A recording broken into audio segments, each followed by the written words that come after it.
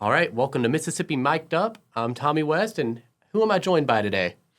Hi, my name is Kendra Keys, and I'm the owner and director of Agape Christian Academy World, located right here in Jackson, Mississippi. Hi, my name is Lisa Daniel Hollingshead, and I am the owner and director of 3 programs in Clinton, Mississippi. We have Funtime Preschool, Funtime After School, and My First Fun Time. I'm Lakeisha Marie Stewart, and I am the owner and director of Posh Early Achievers Academy in Jackson, Mississippi. And we also run an aftercare program called the Walwyn STEM Academy. All right, so kind of going on down the line, tell me a little bit about the history with your organizations with your local communities.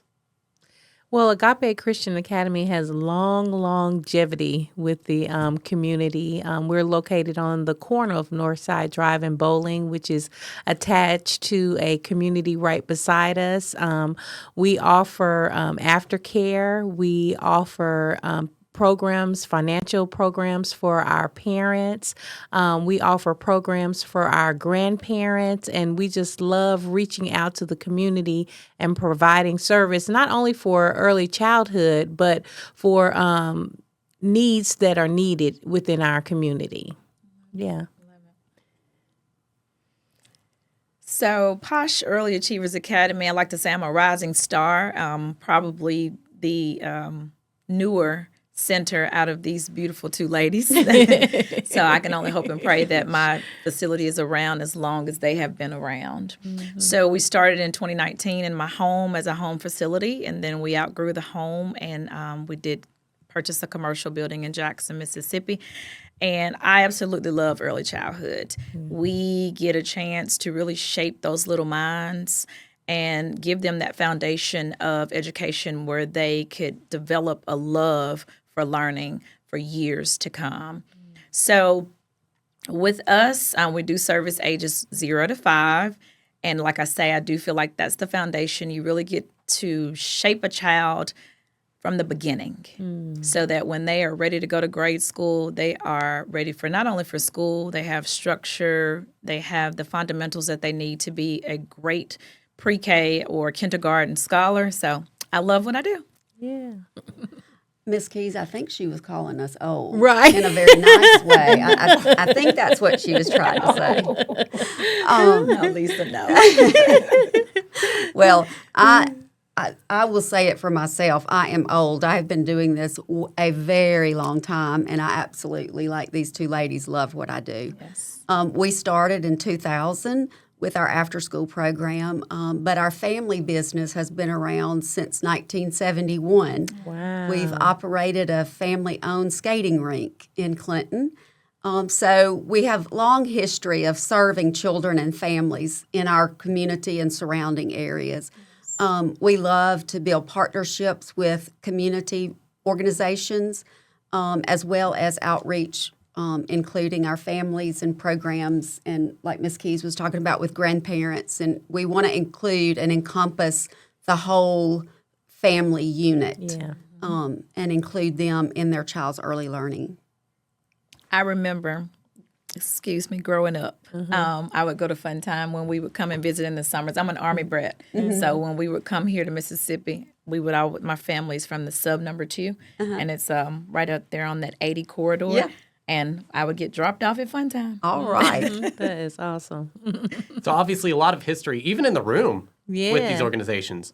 So how important are these organizations to students, setting up like a foundation for academic success? Well, childcare is important, period. Mm-hmm. Clock it. Yes. I concur. It is important, period. It's the beginning of your life, having a great foundation in learning, us being responsible for teaching not just part of the child, but the whole child, mentally, academically, spiritually, making sure that we focus on family relationships with child care centers, involving family engagement. It just goes on and on and on. Without child care, you wouldn't have presidents and politicians and lawyers and doctors and teachers and entrepreneurs. We are the important aspect of a child's growth from birth all the way up to pre-K 4. Yes, absolutely. Yes, I agree with what she said. Yes. All right. So given the importance of this foundation, obviously parents are going to want to get their kids into organizations like this. However, funding could be an issue for a lot of adults. Even today, I've seen studies where adults are having to work 2 jobs. It was, according to the Federal Reserve Bank of St. Louis, there are 50.2% of adults working 2 jobs that have a college degree. And so they're going to need organizations like this, especially for after-school care. So funding-wise, recently there's been a little divot in the funding. How has this affected your organizations? Wow. It's a huge impact for me. So it's the child care subsidy vouchers that families can apply for.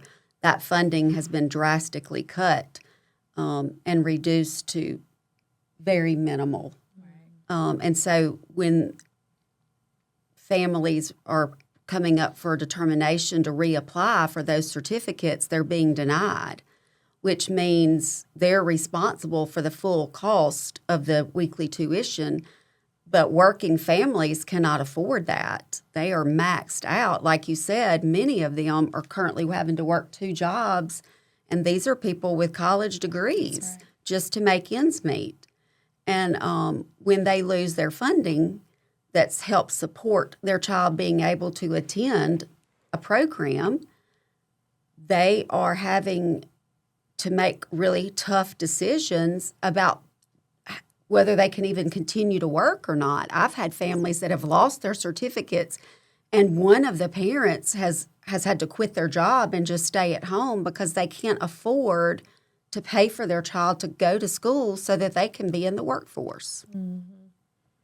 And literally, all child care directors across the entire state of Mississippi is at tears behind what they call the child care pause. Because not only is it affecting our businesses, but it's affecting the state of Mississippi's workforce. When you have families that cannot afford your weekly tuitions, they're now having to quit their jobs. They're now having to look towards grandparents or great-grandparents in helping to keep the babies so that they can continue to go to work or continue to go to school. It is having a massive effect on child care centers in the state of Mississippi, where there are even centers that will be closing as of December the 30th because they can't afford to keep their businesses open. At this time, fortunately for Agape Christian Academy, we have just chosen to just hang on in there with the little bit that we do have and the parents that we do have. By working with the parents, we've created things where instead of us paying for our yard guy, we may have parents that have those kinds of skills and need to work off their tuition payments in that capacity. And that's one of the things that we have implemented to be able to help support our school and support the families.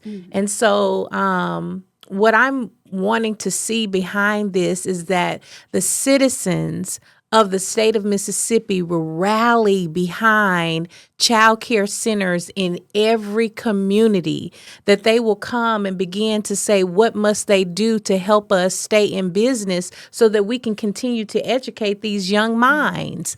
We are important. Yes. We are important. We are important.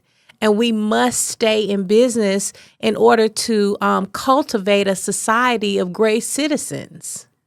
I like that. I didn't think about that bartering system that you have implemented at the school because we all have parents that are talented in many ways. I never thought about doing that.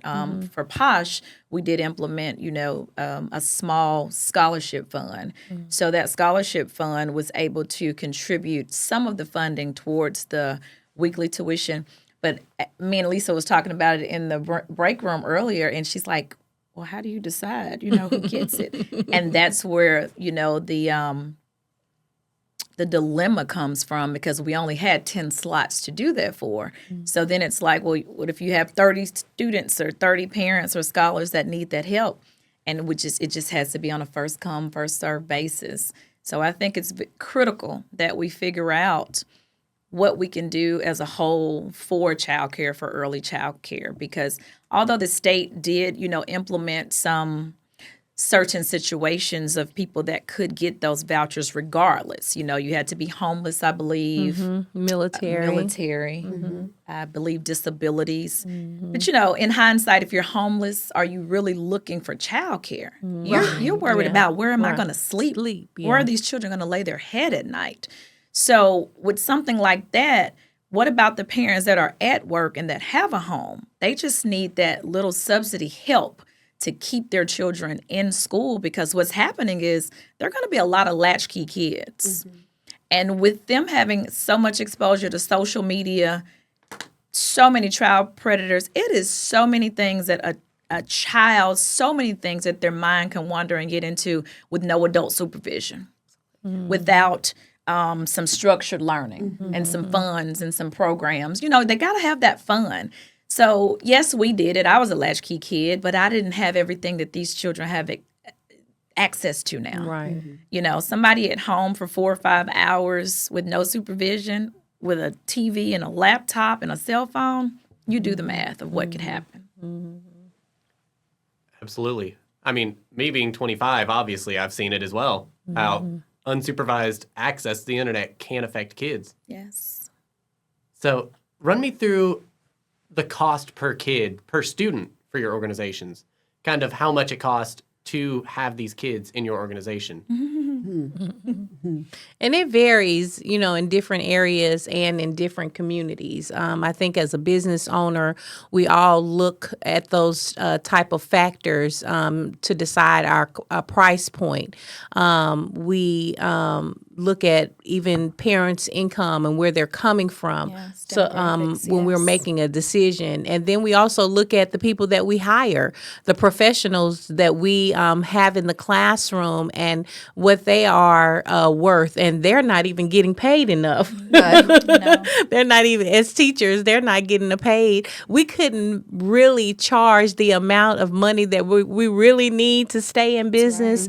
Right. So in saying that, we try to keep those price points comparable to the areas that we're in. That's what I was looking for, that word right there.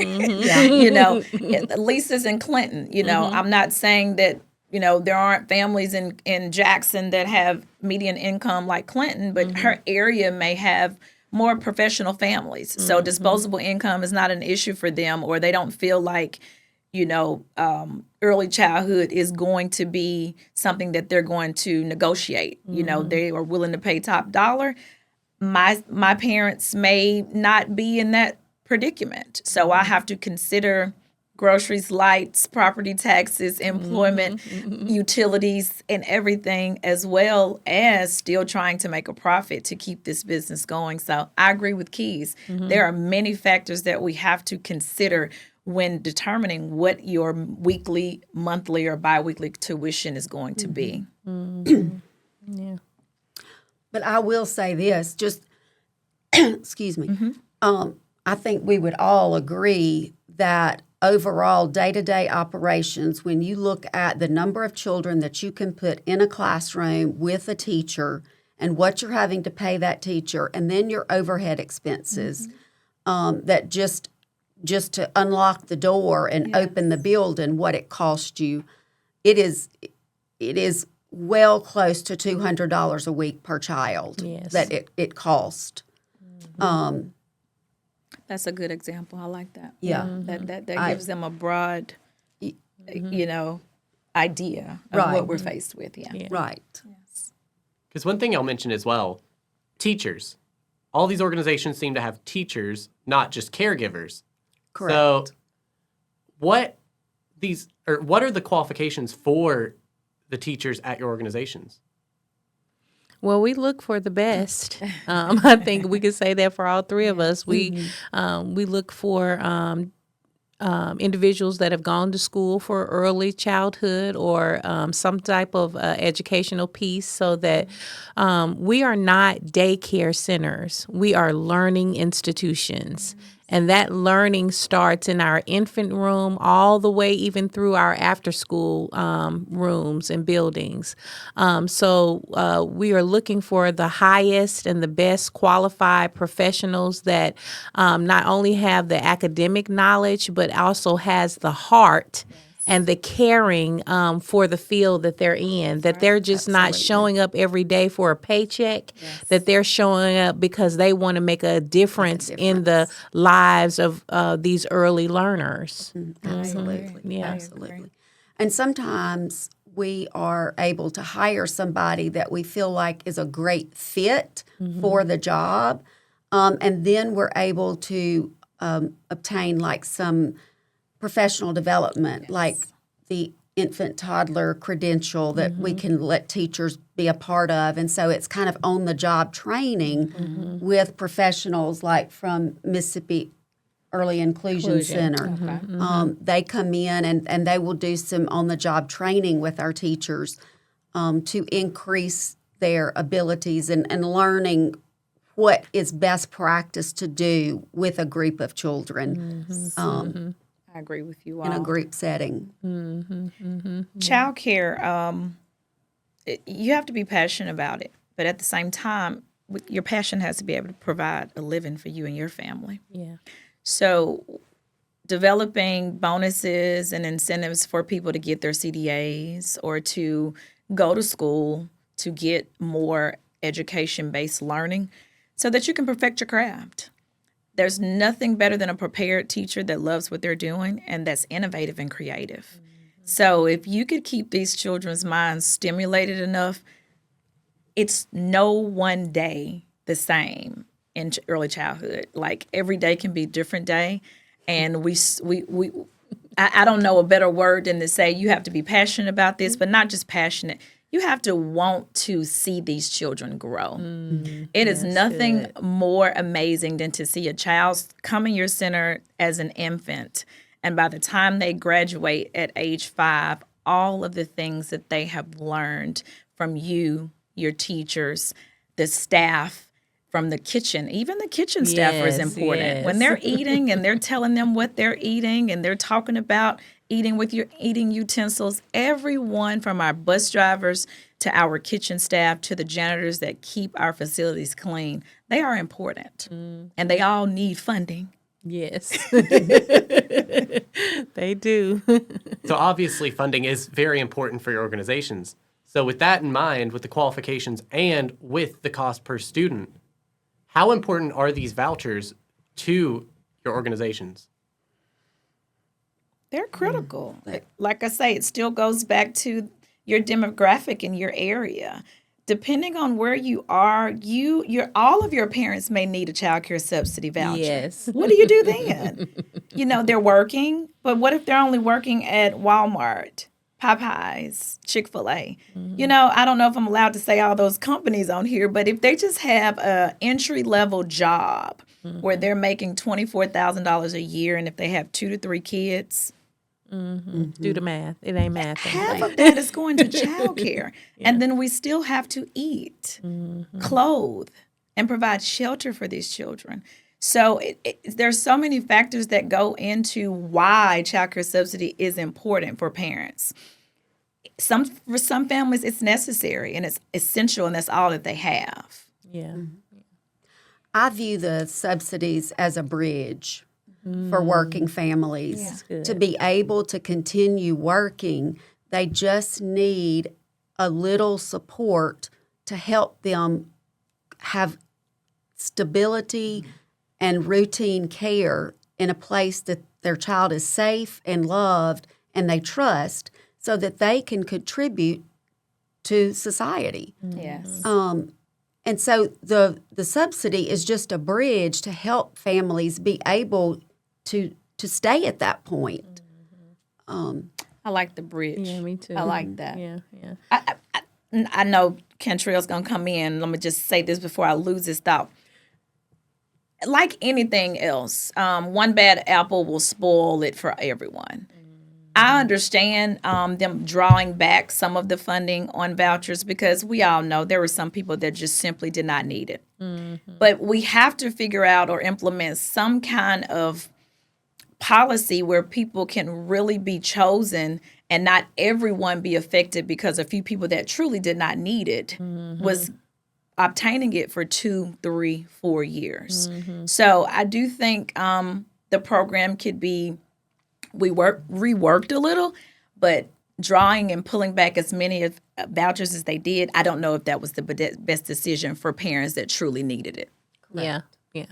And I don't think it was the best decision and the best way to do that because, like Miss Keisha said, that we do have families that, and not just the families of single mothers that are in school and are working that really need the support of this program. The key word is they're working. Yes. They're working, and they're trying to do better for themselves and for their children to be able to put their child in a private child care facility that has low teacher to child ratio. They can receive more one-on-one attention so that their growth level is stronger by the time they're 5 years old and they get ready to graduate from our program and either go to a private school or a public school. They're on target for standardized testing. They're moving those reading scores for the state of Mississippi above and beyond and putting us number one in the nation, putting Mississippi number one in the nation.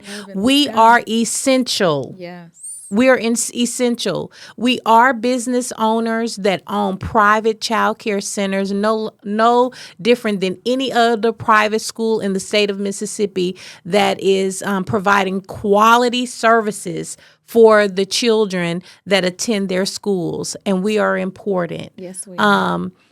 The money has affected us. The pause, in my mind, was truly unnecessary the way it was done.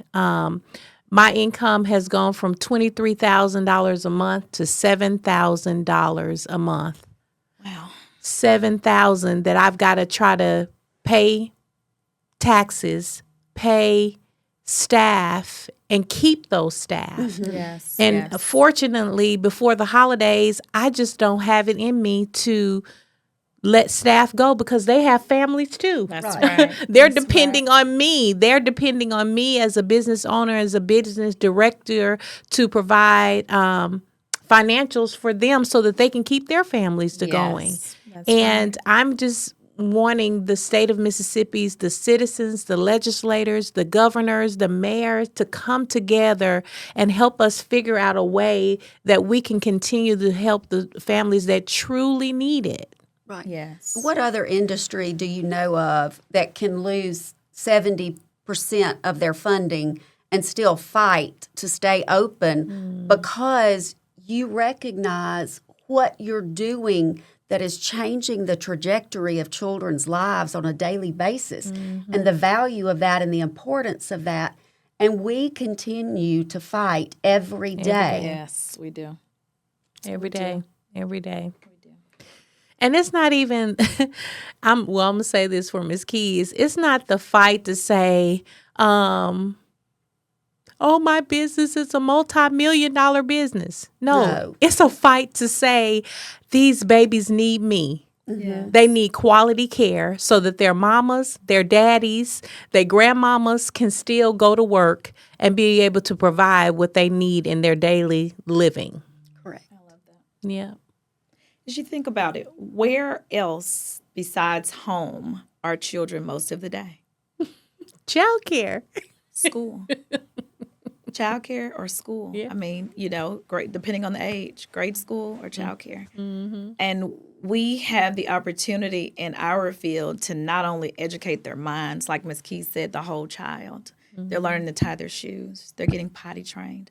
They're learning routine. They're learning social and emotional skills, how to communicate with their friends, how to share. They're learning vocabulary words. We're building their vocabulary. We're doing everything that a parent doesn't have the time to do, doesn't have the knowledge to do, because you got to think some of our parents are young. They may not know tier 3 words. They might not know you should be broadening your child's vocabulary daily. Right. They may not know that if we're walking into a building, we can spell door. DOOR. That didn't take a book to do that. But no, they don't really know that. But if a child comes home and they're spelling, they're looking like, wait a minute, what are you doing? I'm going to join in. I'm going to start spelling too. All right, let's spell window. So what we do is priceless. And if you do it right, it's high quality and priceless. Yes, Absolutely. Yes, you can clock that. Clock that T. So I'm glad you brought it up. The obviously not $1 million businesses y'all are running. So with Mississippi recently, they've ranked 30th in a Kids Count report for education. We've gone up drastically in 4th grade literacy levels. And with these cuts to y'all's funding, do you feel like it's going to have a negative impact on what many have called the Mississippi miracle? Children not being in a stable, routine program from especially birth to 3, that is the most critical time of brain development in a child's life. That's right. And not being exposed to the things that they are exposed to in an early learning program is definitely going to impact their readiness for school. That's right. Even like Keisha was just talking about vocabulary. Children who are read to on a daily basis go into public school with something like 100,000 more vocabulary words that they understand than children who are not read to. And for families who are working 2 jobs, and who has time to read to a child at home? Yes. Not because they don't want to, but Right. logistically, how do they make that happen? Right. They're exhausted. Exactly. Yeah, that's good. Yes, that was good. All right. And with the funding, obviously from a federal level has been cut. However, from a state level, recently Governor Tate Reeves has asked lawmakers for $1 million to expand childcare access across the state. Have y'all been in contact with any lawmakers like supporting Tate Reeves' initiative? And what has the conversation been like? I have not been in direct contact with. I'm piggybacking off you. Oh, Me okay. either. Yeah. I have not been in direct contact with lawmakers, but I am. And Keys, you are too part of an advisory council for advocacy for early learning.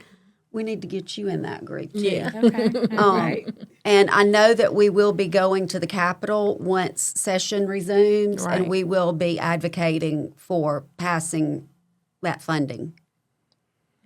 We did participate with an organization that went to the Capitol, and that particular organization has done research on how much money is in our TANF funding and how we can move that money to early childhood to the Mississippi Department of Human Service so that those fundings can help support the voucher program. So we're really in prayer in our advocacy that that will soon happen, that our legislators, our governor, they will merge together and collaborate together and come up with a bigger plan that will help these vouchers be able to stay intact, and we won't experience this again. No matter federally what's happening on the federal level, our state has the ability to care and take care of its own babies. I love that.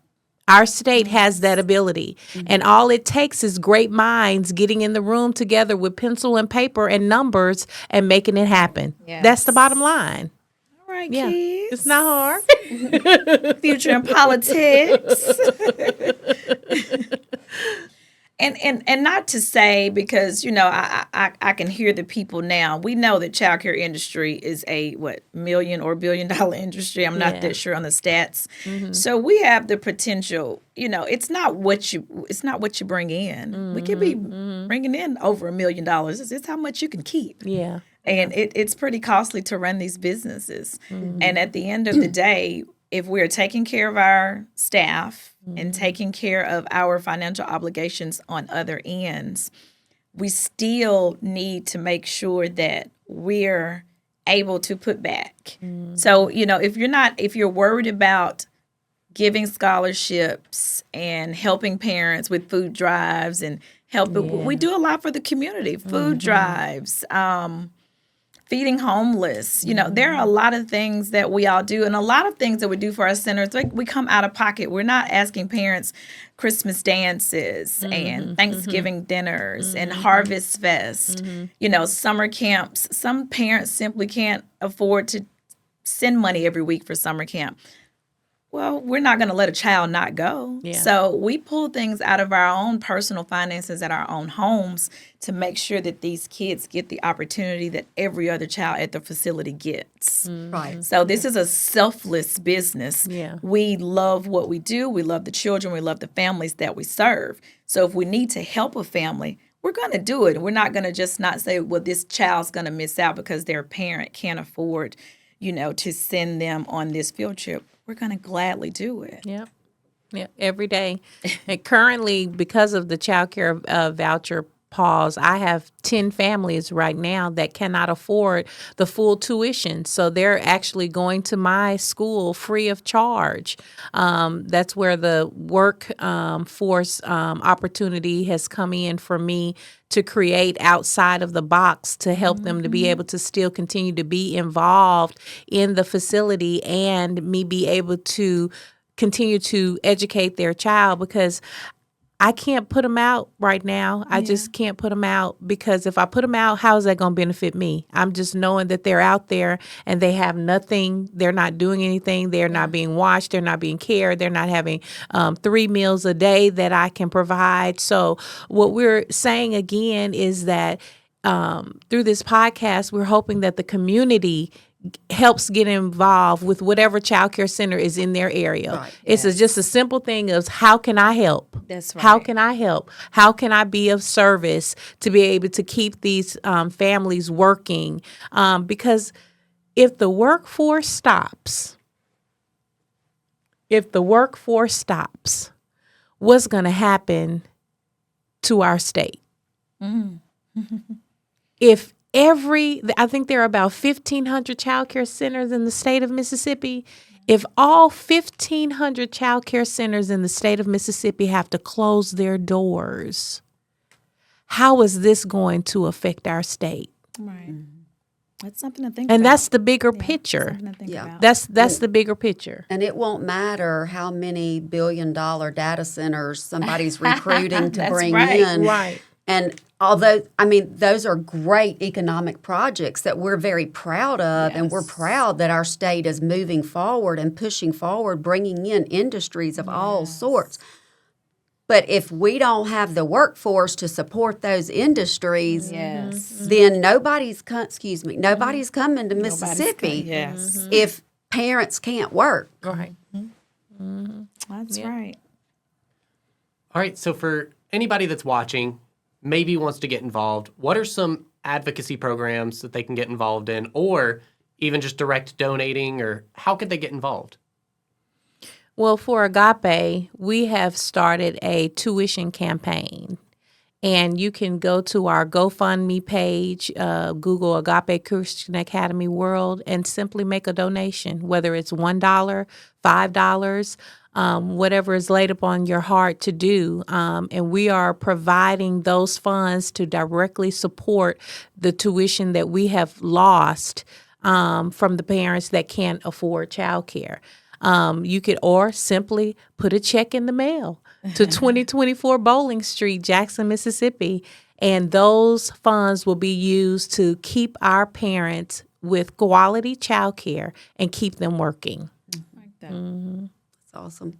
Also, I say advocate to your legislators, Yeah. your senators, your representatives.